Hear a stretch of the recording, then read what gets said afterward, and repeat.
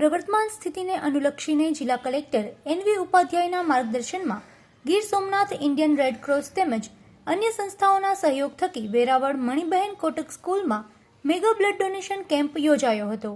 આ કેમ્પ થકી આશરે 1500 જેટલા બ્લડ યુનિટ એકત્ર કરવામાં આવશે।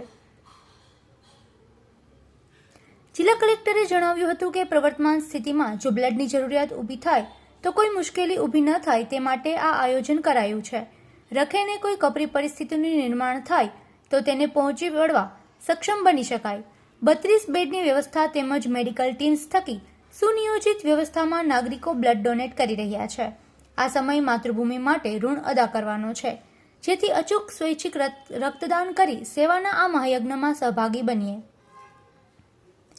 માતૃભૂમિનું ઋણ ચૂકવવાના અવસરને વધાવી મેગા બ્લડ ડોનેશન કેમ્પમાં એનસીસી કેડેટ્સ, વિવિધ સમાજના પ્રતિનિધિઓ, વ્યાપારી મંડળો, વિવિધ સામાજિક સંસ્થાઓ અને ધાર્મિક સંગઠનો, અગ્રણીઓ, અધિકારીઓ, કર્મચારીઓ ઉત્સાહપૂર્વક સહભાગી થયા હતા।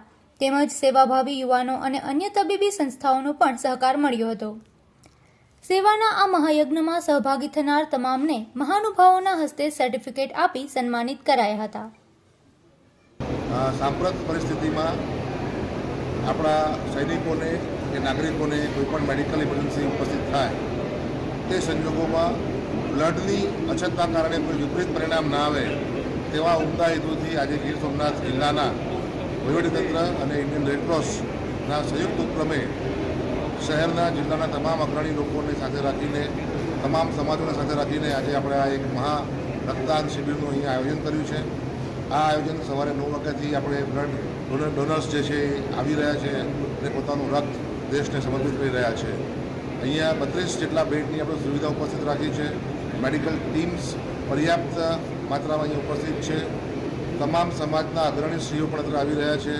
જિલ્લાના તમામ અધિકારીશ્રીઓ, જિલ્લા વડા, પોલીસ વડાશ્રી પણ અહીંયા ઉપસ્થિત છે। તમામ સાથે રહીને આજે એક થઈને બધા જ દેશના માટે આજે રક્તદાન કરી રહ્યા છે અને સાંજ સુધીમાં અમને અપેક્ષા છે કે લગભગ 1500 ઉપર યુનિટ અમે અહીંયા એકત્ર કરીને રાષ્ટ્રને સમર્પિત કરીશું। નમસ્તે, હું લતા અરવિંદભાઈ રાણીંગા। આજે વેરાવળમાં મહારક્તદાન કેમ્પ છે, તેમાં રક્તદાન કર્યું, બ્લડ ડોનેટ કર્યું છે। દરેક ભારતીય નાગરિકની ધર્મ અને ફરજ છે કે બધાએ તમે સરહદો પર ન જઈ શકો તો કાંઈ પણ અહીં રહીને પણ તમે તમારો ધર્મ અને ફરજ બંને નિભાવી શકો છો। વંદે માતરમ, ભારત માતા કી જય।